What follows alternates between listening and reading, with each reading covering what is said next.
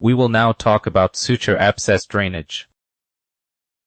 A suture abscess is a pocket of pus that forms around a surgical stitch.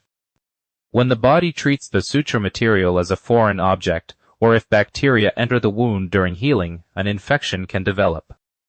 This immune response causes swelling, redness, and pain at the site. While it looks concerning, it is a common post-surgical issue that doctors easily manage. Recognizing these early signs allows you to seek timely advice from your medical team before the problem gets worse.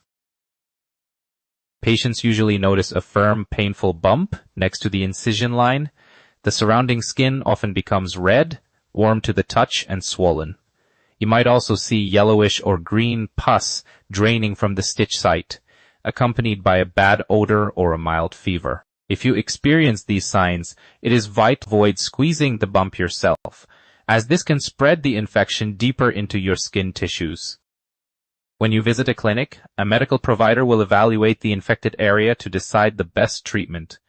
If an abscess is confirmed, they will perform a minor, sterile procedure to drain the fluid. The provider cleans the skin, numbs the area with an injection, and makes a tiny cut to let the pus escape. They will remove the underlying stitch causing the issue. This quick process relieves the painful pressure and allows the healthy skin tissues to heal properly.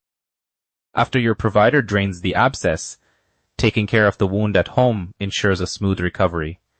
You must keep the area clean and dry, following the specific washing steps given by your doctor. They might recommend applying a sterile dressing or antibiotic ointment to protect the skin from new bacteria. It is important to wash your hands before touching the area and to finish any prescribed oral antibiotics, even if the wound looks completely healed in a few days.